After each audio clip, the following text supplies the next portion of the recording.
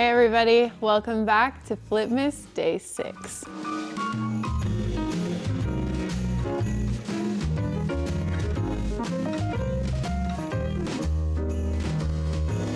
Hey everybody, welcome back to Furniture Flipping Teacher. We're gonna be tackling this Art Deco waterfall dresser today that I found at an estate sale for just $40. A few years back, to be honest. But we're gonna be trying a new product today. Thank you so much to the Real Milk Paint Co. for sponsoring today's video. I'm so excited to try this paint out. Let's remove the hardware. All right, we're gonna be keeping this original hardware. So I'm gonna put it inside of a container so that I don't lose it. I think that this hardware is important to keep because of the style of the dresser, the Art Deco. This is going to keep it in that style. And sometimes I like to bring it back or give it new hardware, but sometimes I think that a piece deserves to keep its original hardware too. As you can see, the inside of the drawers need a little bit of work because they're pretty dirty. I mean, I would imagine that this piece is, from the 40s or 50s, so it's definitely seen some better years, but I'm excited to be able to work on it and give it the new life it deserves. All right, now that we've got everything disassembled, we need to clean. I was really hoping that I was gonna be able to keep all of the drawers fronts wooden, but I think we're gonna have to make some repairs just because of the shape of the veneer, unfortunately.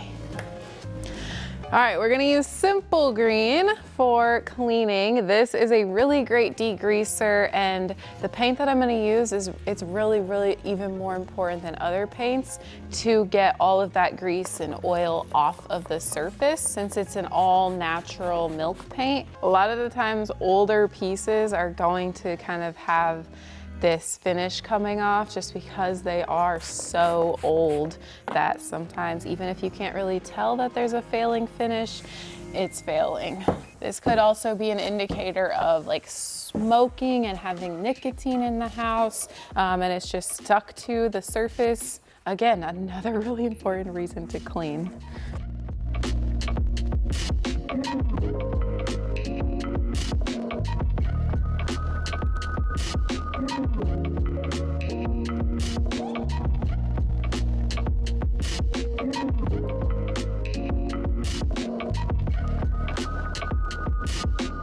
Down under here is very dusty and dirty, so I think I'm gonna grab the vacuum and we're gonna get those little dust bunnies out before I use my washcloth, because I just think it's gonna gunk up my washcloth way too quick. That's from the inside. That is filthy. I still gotta finish cleaning the outside.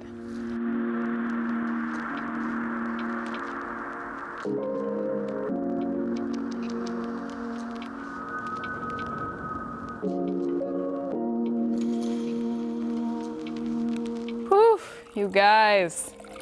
Oh my goodness. This is mostly from the inside of this piece. Glad I got that cleaned out, but we do need to go ahead and rinse everything. I figured since the rest of the piece was super dirty, I should look at the back and the bottom as well. Normally they're really not bad, but I do see quite a few cobwebs here. So I'm gonna just go ahead and wipe this down as well. That was a lot of cleaning. Let's move on to the next step. It's time to sand. So we're gonna tackle the drawers first just to kind of clean them up. These two don't have any, well, maybe a little bit of repair on this one. This one, I know the top one does not need any repairs, but I am gonna go ahead and sand it back to raw wood. I'm gonna be really careful because I do know that this is veneer and I don't wanna sand through the veneer since I'm gonna try and keep this top drawer raw wood.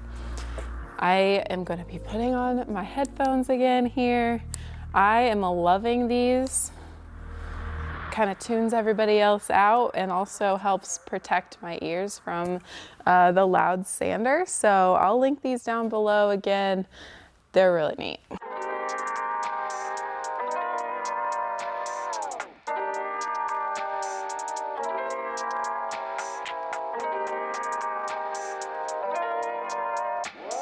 I'm a little bit frustrated because there's this scratch and I thought I got it out, which you can't feel it, but when I am gonna like put some top coat on it, you're definitely gonna be able to see it, which is super frustrating. And then plus some of the veneer back here chipped off. I was really hoping to leave this top portion raw wood along with the top drawer here because it's really pretty and it's like intact on the front here. So I've got a couple ideas. I think I'm gonna keep my ideas in my brain for now until I am done sanding, and then we'll come back and figure out what we're gonna do with the top in order to make it look okay without chips and scratches.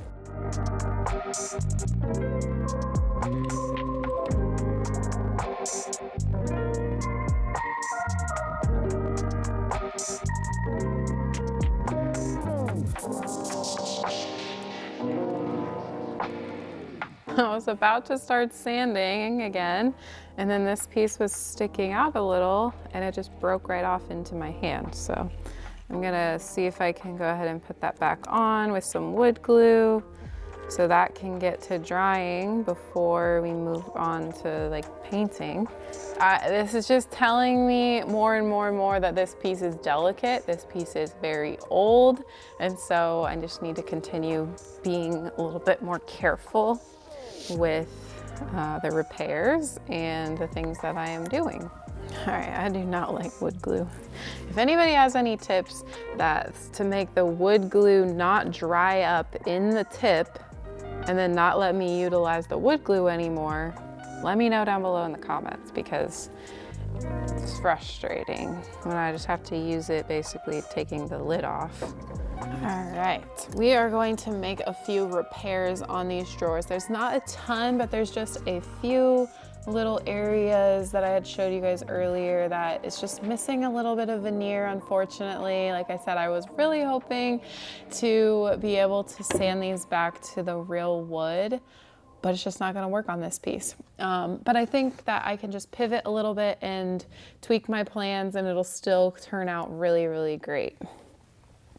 But I'm gonna utilize some Bondo here and just mix together the two-part putty and go ahead and fill in these veneer areas. Once that hardens, we'll be able to sand it back and then we'll have a smooth surface and be ready to paint. With Bondo, it is important that you kind of work pretty quickly. It starts to harden up pretty much the minute that you put it together, the two parts. So important to kind of do things a little bit fast, have a little urgency. Okay, so I went ahead and filled these little chips back here with Bondo. I'm super bummed that I can't just keep this like I wanted it to, but we're gonna pivot and it's gonna be okay. So what I'm gonna do is tape off the areas that I don't wanna get any paint, and then on the other areas I'm gonna paint. So I just figured it'd be kind of neat, a little, I don't know, detail back here on the back. I'm just gonna tape it off, so we're gonna have like a black stripe going across. I'm still not 100% sure what I'm gonna do about this little scratch in here on the top. I don't know, it could kind of be like the vintage condition, but do I want it to look like that? I don't know. So I might do like another stripe across. We'll see, but for now, I'm just gonna tape off the edges. I'm planning to paint this edging here, and so I don't wanna get any paint on the rest of the top veneer. What I did back here is just kind of measured 1 inch all the way across, and so that it's even.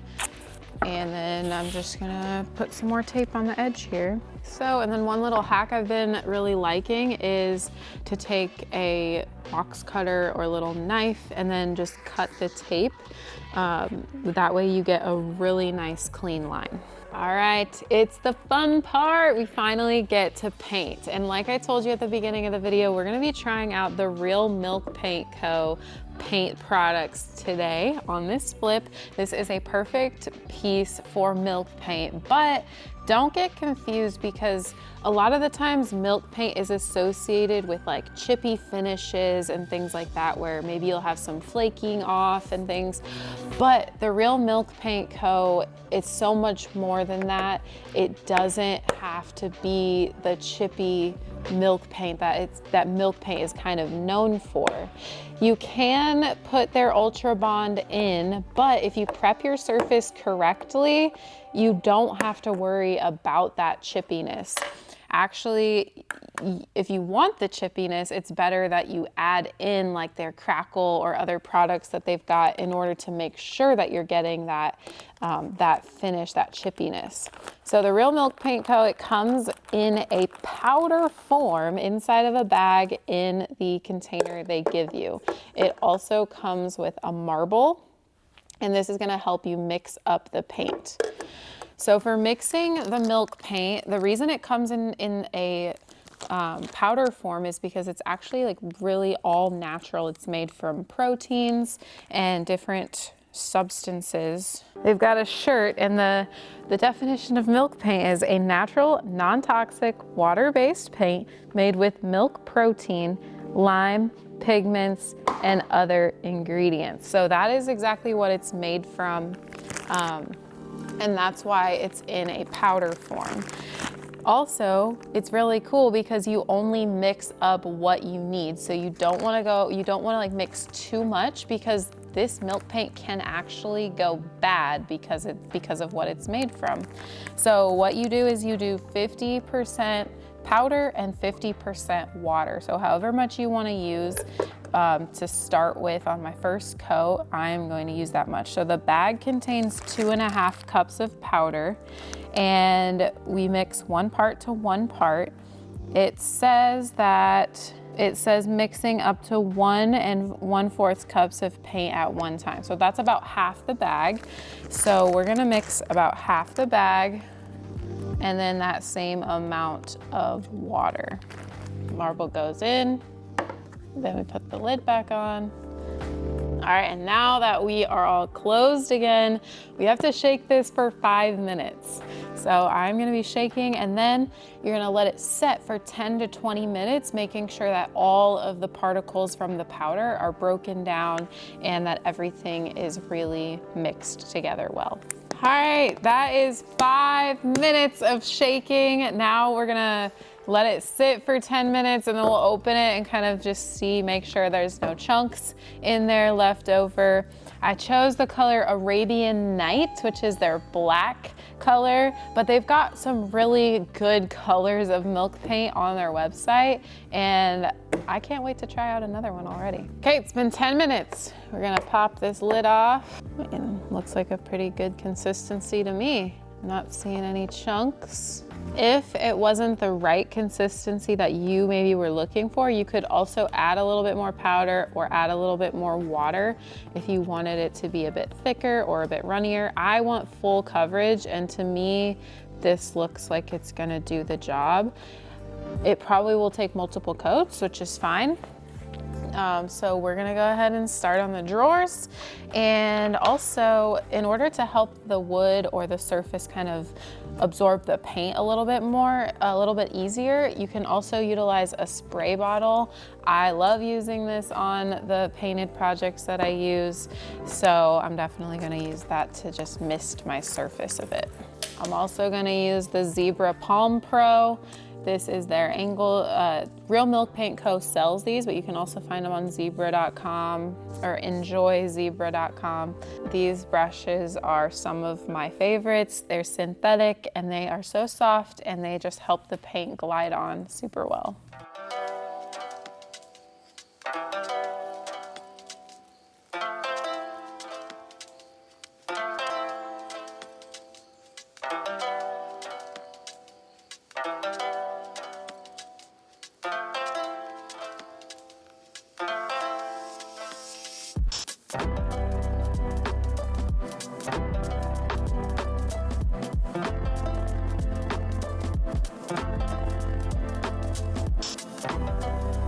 All right, last little section right here, and we're done with coat number 1. I am going to go ahead and put the lid back on the jar and then store it in the refrigerator so that it doesn't go bad before we do coat number 2. I think I used about not even half of what I mixed, so that tells me that I think this will be a perfect amount for coat number 2, and then potentially even having a little bit left over if we do need to do a 3rd coat. It has been overnight now, and I am going to go ahead and sand, just a light sanding over the 1st coat. It's just a little bit rough, and so just similar to other paints, I like to smooth out that 1st coat before we go on to the 2nd coat, just helping us ensure that we're going to get a really smooth finish.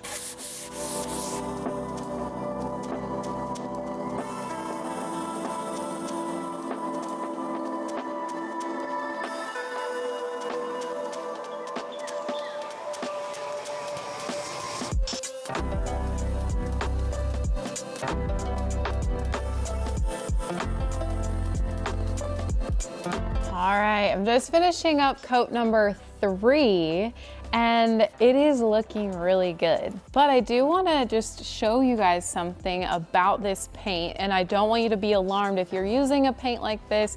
If you're using the Real Milk paint coat, like, this is how it works. It goes on pretty dark, but as it dries down, it does get lighter. But that coloring will come back once you add that top coat, whether you're gonna be adding hemp oil or wax or clear coat. So I'm so excited to like give the paint some moisture to bring it back and make it really, really rich black. So while I'm waiting for that 3rd coat to dry, I figured it'd be a great time to tackle the insides of these drawers. Like I said earlier, they're very dirty, and I think they just need to be cleaned up a bit. So I'm gonna take an 80 grit sandpaper and sand back any of the markings that I see, and then we'll revitalize the insides just like we are going to add to the paint as well. All right, I'm gonna go ahead and take this top tape off so that we can begin the top coating. I'm gonna be using hemp oil, so we're gonna be able to top coat everything at once, including the wood and the paint. Just due to the chipping back here with the veneer, I think it was a good move to just put that stripe there. Not even really gonna notice. I think it's very intentional, so it won't be like out of place. But I'm gonna go ahead and dust everything off, and then we're gonna do the top coat. We've got the hemp oil, which is another all-natural product, and I'm gonna just put a little bit in my red cup here and utilize my foam brush to apply it, and then I'll kind of rub it in with the towel that I've got here. I'm not gonna lie, I'm a little nervous about using the hemp oil because I've just never used this on my furniture before, but it is a good protectant over furniture, and especially it's good for wood, and the fact that it's all natural is another great quality. So definitely going to make everything a lot more rich, which I knew and I'm really excited about, because I do think that the milk paint dries a little bit dull, but that's why we put a top coat on it, whether it be wax or oil. I think that it definitely deserves a top coat. Looks good. I think since it's soaking in already, I'm kind of gonna just wipe back some of the excess that we've got going on here. But oh, you guys, this wood grain, I did end up leaving the scratch on there. The only other thing I could think of was to potentially, like, you know, put some more paint on it as like in some type of design. But then I just feel like, you know, I'm trying to cover something up, and this is a really old vintage piece. And so I think that it adds to the character and just the story of this piece. So I decided to leave it. There's no texture difference. It's literally just a scratch mark, and I sanded it smooth. So that is not an issue. It's not like there's a complete defect in the top of the wood. So I think that someone who ends up with this piece will really appreciate that in the end. All right, the last part of the top coating portion is going to be this drawer, and I wanted to try a little bit of a different technique in that I want this drawer to just be a tad bit darker wood than like the top of the dresser. I want it to just differentiate a tiny bit, and so what I'm going to try is the soft wax in the color dark brown. So it's going to be a protectant, but it's also going to add a little bit of color. So it's the dark brown color, thus giving it a little bit of depth. I'm just going to apply it with my lint-free cloth here and just going to put some on there and wipe it onto the drawer.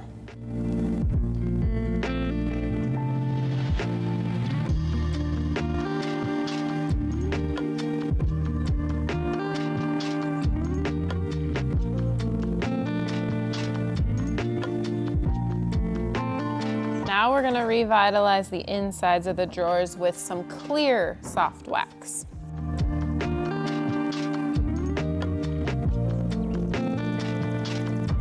Okay, it's time to reassemble. I will say the hemp oil is going to take a while to dry, so I'm going to put everything back together, get a fan on it, and then we'll do the conclusion once it's all finished. I did update the hardware too with some gold gilding wax. Brought it back to life a little bit so it's not so dingy anymore. I think the gold really pops on this black.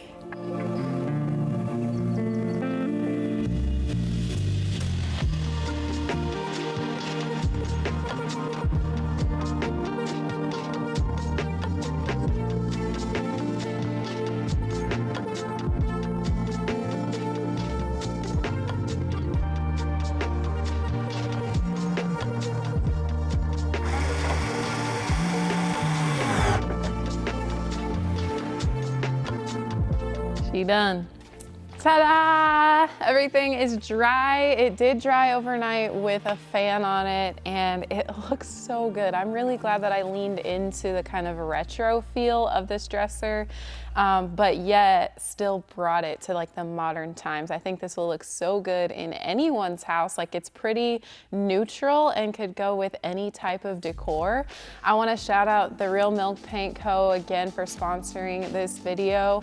I really enjoyed utilizing their materials, and I wanted to do a little bit of a cost breakdown. This paint was really, really great to use, but at the beginning, like I said, I got this piece for $40, and then for the paint and material wise, the paint that I got is the 32 ounce, and I used the color Arabian Night. This was $30 for the 32 ounce, and I've got at least half left, so that kind of gives you a gauge. I used around $15 worth of paint. For the hemp oil, I got the 32 ounce, which is $35, but there is plenty of other sizes available, like 8 ounce, 16 ounce, because I didn't use, I mean, maybe I used 2 to 4 ounces of this for this entire piece. So these materials are gonna last me for projects to come. We're all in, if you count the entire cost of the materials, around $100. I also asked the Real Milk Paint Co. if they would be willing to give us a discount code for you guys that may want to try the Real Milk Paint Co. This is kid-friendly, pet-friendly, so if you've got like projects that you want to do with your kids, this would be a great option for a paint because it's milk paint and it's all natural, so it's totally safe. But anyway, they did give us a discount code. FFT10 will get you 10% off. All the links are down below in the description. I think I'm gonna be posting this piece around $350 Facebook Marketplace here in the store and on our online store. So I'm excited to see what the market thinks of it, since it's kind of a style that I don't typically do. But thank you guys so much for watching. We are gonna get working on Flipmas number 7. We'll see you on the flip side.